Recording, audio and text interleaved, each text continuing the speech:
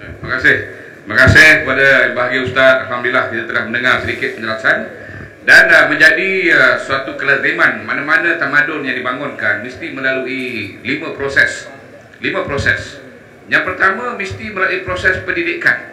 Maknanya mendidik manusia melalui formal atau tidak formal. Yang kedua mesti ada proses pencegahan. Maknanya pencegahan ini mesti ada peraturan, mesti ada undang-undang seumpamanya untuk mencegah manusia supaya tidak lari daripada batas-batas, melampaui batas. Yang ketiga ialah penguatkuasaan, mesti buat. Kalau tak ada penguatkuasaan, artinya ada undang-undang, ada pencegahan tapi tak laksana, maka akan berlaku kelampauan batas ataupun melampaui batas terhadap perbuatan-perbuatan. Yang keempat ialah pencelahan. Maknanya apabila sudah berlaku sesuatu yang tak diingini, maka perlu ada langkah-langkah untuk dipanggil maknanya kita mencelah, maknanya kita memintas supaya benda itu tidak berlaku berterusan. Tetapi pencelahan ini hanya berlaku di peringkat yang keempat. Yang kelima ialah pemulihan. Jadi lima proses ni mesti berlaku dalam membangunkan negara bangsa, dalam membangunkan manusia, dalam membangunkan tamadun. Jadi hudud ni letaknya di semua tempat, tapi kita lihat pendidikan mengenai hudud. Yang kedua pencegahan, sama ada laksana dulu ke adakah dulu. Ini persoalan yang timbul. Jadi saya nak tanya yang bahagia Profesor yang banyak pakar dalam bidang perlembagaan Malaysia dan banyak berhujah di sana sini menyampaikan ketaja seumpamanya. Saya ingin tanya pada yang bahagia Profesor, kita dipahamkan bahawa perlembagaan Malaysia ini sebenarnya telah digubal oleh satu Suruhanjaya yang kenali sebagai Suruhanjaya Red, yang mana terdiri daripada sekitar dalam 9-10 orang yang dinamakan, antara lain termasuklah seorang Muslim daripada Pakistan, Sir Abdul Hamid Khan. Dan di dalam tu juga kita mendengar ada sumbangan-sumbangan daripada rakyat Malaysia sendiri. Jadi persoalan timbul di sini ialah apakah sumbangan rakyat Malaysia pada masa itu terhadap penggubalan perlembagaan itu sendiri. Jauh manakah rakyat Malaysia ni diminta untuk menggubal, siapakah agaknya antara tokoh-tokoh yang hebat pada masa itu mempunyai kelulusan undang-undang yang membantu dalam membina atau menggubal membina ataupun menggubal perlembagaan ini. Dan sekiranya perkara itu telah diambil kira pandangan-pandangan ni, kita ingin mendengar pandangan daripada Profesor di manakah dalam konteks kuasa, dalam konteks kuasa persekutuan dan juga negeri, apakah skop kuasa yang ada pada persekutuan dan apakah skop yang ada pada negeri dalam proses untuk melaksanakan, merealisasikan hukum hudud atau melaksanakan hukum hudud ni. Jadi di sana ada perbezaan, boleh jadi satu negeri boleh adakan hukum tapi tak boleh laksana. Jadi pelaksanaan ni adakah dikongkong oleh perlembagaan, dan salah satu daripada perkara yang disebut dalam banyak wacana dan juga perbincangan di sana sini ialah perkara 4. Perkara 4 dalam perlembagaan, iaitu dalam kurungan 1 menyebut perlembagaan persekutuan menyatakan bahawa perlembagaan persekutuan ini adalah undang-undang utama persekutuan, dan apa-apa undang-undang yang diluluskan selepas daripada hari mereka, iaitu 31 Ogos 1957, dan yang berlawanan dengan perlembagaan hendaklah terbatal setakat mana yang berlawanan itu.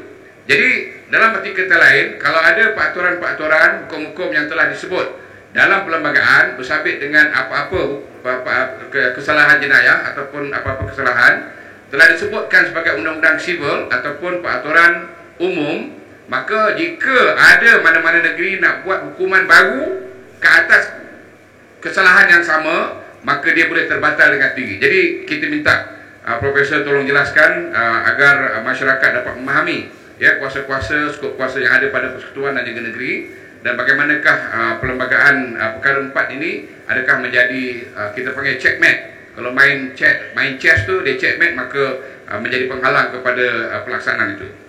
Silakan yang bagi Prof.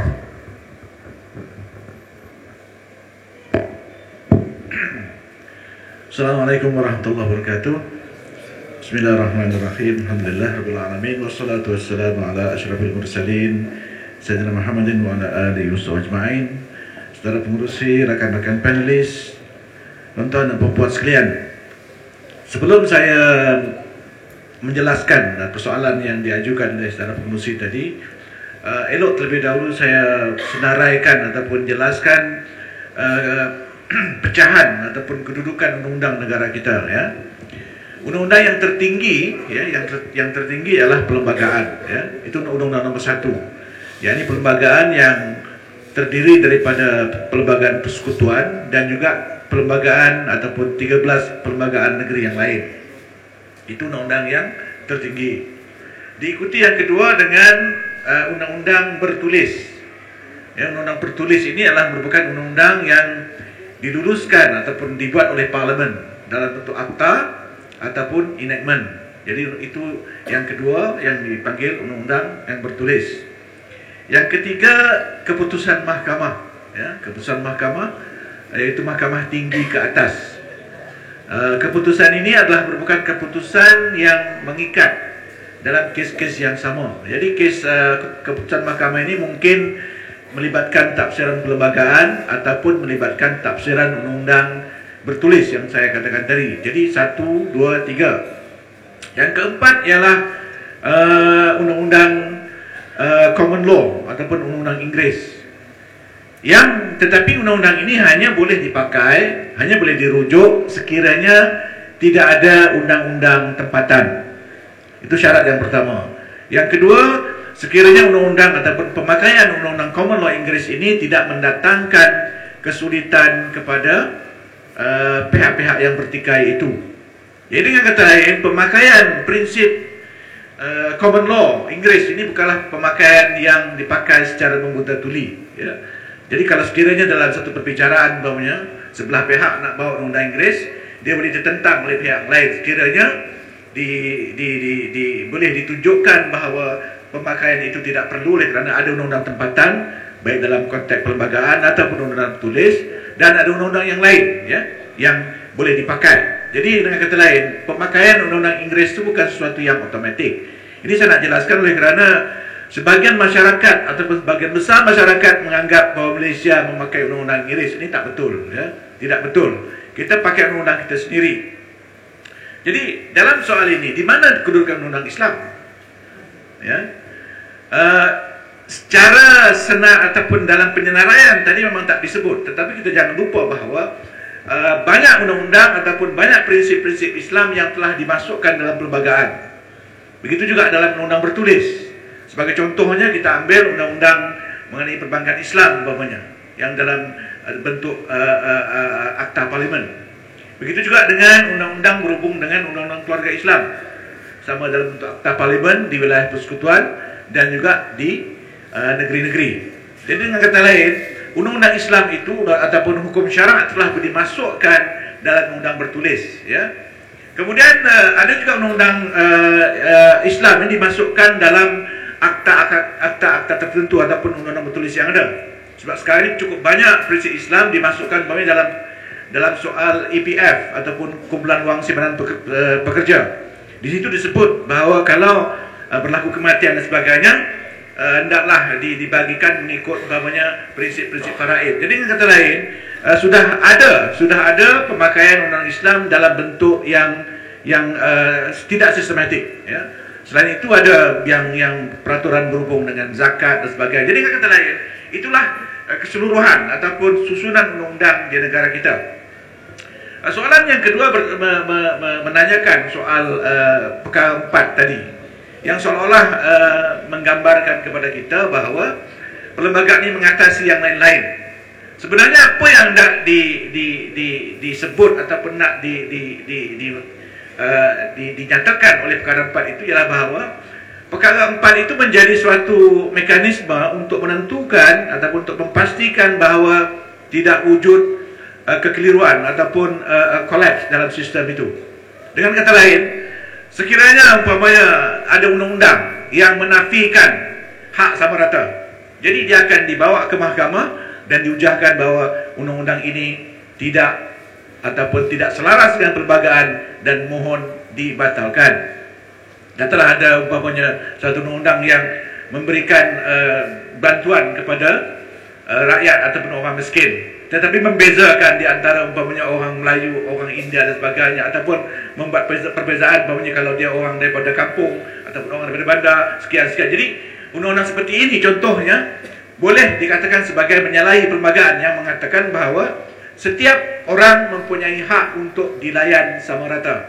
Jadi perkara 4 itu menjadi suatu laluan untuk membolehkan sesiapa yang tak puas hati dengan apa yang berlaku untuk mencabar. Jadi ini dianggap ataupun dilihat oleh sebagian orang menjadi penghalang kepada pelaksanaan undang-undang Islam contohnya.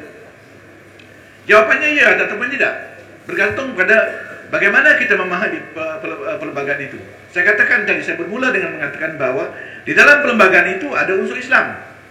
Perkara 3 umpamanya disebutkan dengan jelas bahawa Islam adalah agama bagi persekutuan, yang dengan kata lain ataupun dengan begitu jelas mengatakan ataupun menzahirkan bahawa negara kita ini mempunyai seolah-olahnya sama ada akidah ataupun kepercayaan ataupun ideologi, ya. Jadi dalam soal ini, ya, bagaimana dia dilaksanakan ataupun apa kesannya ataupun apa gunanya perkara 3 ini. Ramai penulis telah pun mengatakan bahawa perkara 3 itu menjadi suatu peruntukan yang memberikan isyarat kepada kita bahawa umpamanya majlis rasmi hendaklah dijalankan mengikut peraturan Islam, ataupun tidak boleh dilakukan perkara-perkara yang bertentangan dengan agama Islam. Sebagai contohnya upacara rasmi negara tidak boleh dihidangkan minuman keras. Itu adalah satu contoh bagaimana perkara 3 boleh dipakai. Walaupun kadang-kadang kita ini tersilap pandang. Jadi sebab itu telah banyak tahun diamalkan bahawanya orang meletakkan kalungan bunga di depan tugu. Saya berpendapat bahawa sepatutnya kalau kita faham perkara 3 itu tak perlu fatwa. Sebab sudah dijelaskan dengan begitu terang sekali bahawa dalam upacara difaham kesan daripada perkara 3 itu ialah bahawa sebarang upacara rasmi negara tidak boleh dilakukan ataupun dibuat dengan cara yang bertentangan dengan agama Islam. Jadi sepatutnya kalau kita faham implikasi ataupun maksud perkara 3 itu tak perlu fatwa. Sudah jelas di situ bahawa Hari Pahlawan sebagai acara ataupun function negara tidak harus dilakukan perkara-perkara yang bertentangan dengan prinsip Islam. Begitu juga umpamanya kalau kita tengok dalam persidangan parlimen dibuka dengan doa, ya. Negara yang sekular tidak membenarkan seperti ini. Jadi kalau anda pergi ke Turki umpamanya, amalan seperti itu tidak boleh dilakukan.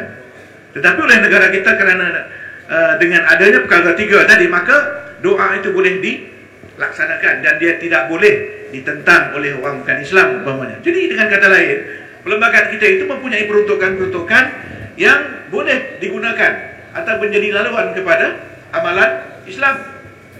Tak lama lagi kita akan menyaksikan pelantikan yang di Tuan Agong yang baru. Dan dalam pelantikan ataupun dalam angkat sumpah agung yang baru ini selalunya akan dimulakan ataupun dizahirkan perkataan seperti wallahi wabillahi watallahi. Dan ini disebut dalam perlembagaan, ya. Ketiga sumpah ini disebut dalam perlembagaan, bukan satu perkara yang hanya dalam borang saja, ya. Jadi sebenarnya kita tidak ramai di antara kita yang tidak menyadari bahawa dalam perlembagaan itu banyak perkara yang sebenarnya sudah Islam. Jadi saya nak mengatakan bahawa perkara 4 yang disebut di dalam pengurusi tadi sebenarnya kalau digunakan dengan baik, diamalkan dengan baik, difahami dengan betul, dia boleh dijadikan sebagai satu penanda aras untuk menolak ataupun untuk mengeluarkan perkara-perkara yang bertentangan dengan Islam. Saya ambil contoh lagi dalam perkara 12 umpamanya, ya, pasal 2. Di situ ada mengatakan bahawa pihak berkuasa persekutuan ataupun negeri boleh menggunakan wang awam untuk tujuan-tujuan agama Islam. Ini tak diberikan kepada agama yang lain, ya. Jadi perkara 12 pasal 2 itu dengan sendirinya memberikan suatu hujah, suatu alasan untuk kerajaan umpamanya membelanjakan wang rakyat, taxpayers money, untuk umpamanya membayar gaji mufti, membina masjid, memberikan biaya untuk sekolah agama dan banyak lagi yang tidak diberikan kepada agama-agama yang lain. Ya, jadi di sini kalau kita tengok ya, satu perkara yang saya rasa menarik, manakala agama-agama itu dibenarkan untuk diamalkan seperti yang disebut dalam perkara 11, tetapi tidak semua agama diberikan bantuan oleh pihak negara. Jadi saya nak sekadar nak memberikan beberapa contoh betapa dalam perlembagaan itu sebenarnya banyak peruntukan ataupun ada peruntukan yang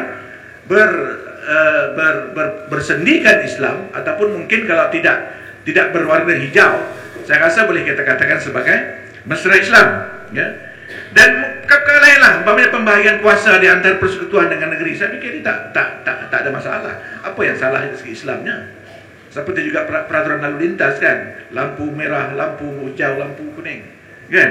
Jadi Allah Ta'ala tak beritahu kita macam mana kita nak mengaturkan jalan kita, nak mengutip sampah. Jadi perkara-perkara yang disebut dalam perlembagaan itu antaranya sebagian besarnya adalah perkara-perkara yang bersifat rutin.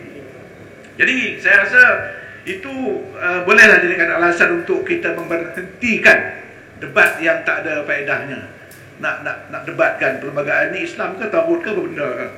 Pada saya hanyalah sebagai suatu manual, ya, macam kita beli kereta baru ataupun belikan camcorder ni, kita kena tengok manual itu, buku panduan macam mana nak menggunakan mesin itu. Jadi untuk memerintah negara, kita perlukan satu buku panduan, ya, dalam bentuk perlembagaan. Saya tak nafikan adalah mungkin perkara-perkara tertentu yang apa namanya itu, yang mungkin bersalahan ataupun tidak mesra Islam, tetapi ini benda yang boleh dipindah. Cuma kalau dalam konteks perlembagaan, kita memerlukan 2/3, yakni kalau dalam konteks Dewan Rakyat, kita harus ataupun kita perlu mendapatkan sokongan sekurang-kurangnya 148 ahli parlimen, dan di Dewan Negara 2/3 daripada 71 orang senator. Itu kalau nak mengubah, kalau nak memindah perlembagaan yang ada. Jadi saya nak sebutkan, saya nak tekankan bahawa Lord Reid yang mengetuai penyediaan, ya, ataupun penggubalan perlembagaan itu sebenarnya adalah merupakan seolah-olahnya kalau kita bandingkan hari ini seperti kita mengambil ataupun kita menggunakan, kita mengupah peguam untuk buat perjanjian, ya.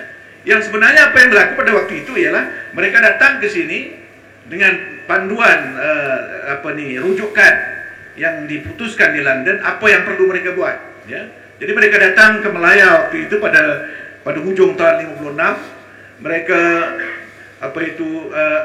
meminta ataupun memanggil individu, persatuan dan sebagainya, parti politik untuk memberikan pandangan, memberikan input apa yang perlu mereka masukkan dalam draft perlembagaan Persekutuan Tanah Melayu waktu itu, ya. Selepas menerima memorandum secara bertulis dan lisan itu, mereka duduk dan menyediakan sebuah draft perlembagaan yang kemudian diberikan kepada kerajaan British, diberikan kepada Raja-Raja Melayu, dan diberikan kepada Parti Perikatan yang memenangi pilihan raya pertama tahun 55. Jadi draft yang disediakan oleh Lord Reid ataupun Suruhanjaya Reid itu tidak diterima 100%. Saya ambil contoh umpamanya dalam soal peruntukan agama, mengenai agama Islam. Kalau kita tengok draft yang asal yang sebenarnya disediakan oleh Suruhanjaya Reid, tidak ada peruntukan yang saya bacakan tadi. Jadi peruntukan itu hanya dimasukkan setelah dibuat semakan. Begitu juga dengan kedudukan dan kuasa Majlis Raja-Raja juga tidak ada dalam draft asal yang disediakan oleh Suruhanjaya Reid. Begitu juga dengan kedudukan istimewa Melayu yang tidak boleh dipindah sampai bila-bila kecuali dengan perkenan Majlis Raja-Raja. Itu juga tidak ada dalam peruntukan ataupun draft asal yang disediakan oleh Suruhanjaya Reid. Jadi saya nak menunjukkan bahawa draft yang diterima yang kemudiannya menjadi apa yang dipanggil sebagai Perlembagaan Persekutuan Tanah Melayu pada 31 Ogos tahun 1957 itu adalah merupakan suatu draft, satu hasil yang sebenarnya memasukkan cita rasa dan kehendak rakyat Melaya waktu itu. Dan selepas merdeka kita meminda satu demi satu peruntukan itu. Jadi selepas lebih 50 tahun, 54 tahun ini tak silap saya, kita telah pindah perlembagaan ini sebanyak mungkin dalam 56 ataupun 55 kali, ya. Jadi dengan kata lain, apa yang ada dalam perlembagaan Malaysia Pelbagai persekutuan hari ini bukanlah sebenarnya yang ditinggalkan oleh Lord Reid dan kawan-kawan dia. Jadi mungkin kalau saya boleh katakan, kalau hari ini ya, Lord Reid bangkit dan berkubur dia tengok, ini bukan draft yang aku sediakan dulu, kan? Jadi saya nak katakan bahawa kalau ada masalah dengan perlembagaan kita ini, jangan salahkan orang British, jangan salahkan orang putih, ya. Sebab kita telah banyak pindah sebenarnya, dan sebenarnya ada pindaan yang lebih teruk daripada yang ditinggalkan oleh Lord Reid. Kalau saudara tengok peruntukan mengenai darurat, saya rasa kalau Lord Reid tengok hari ini dia pengsan. Sebab peruntukan yang ada hari ini telah dipindah pada tahun 81, ya. Lebih teruk daripada, lebih buruk, lebih bodoh daripada apa yang ditinggalkan oleh Lord Reid. Jadi saya nak katakan, saya tabik dengan Lord Reid sebab di sana banyak perkara yang baik ditinggalkan, tetapi orang kita ni oleh kerana tamak dipindah menguntungkan dia. Sebab tu dia takut dia jatuh, ya. Terima kasih.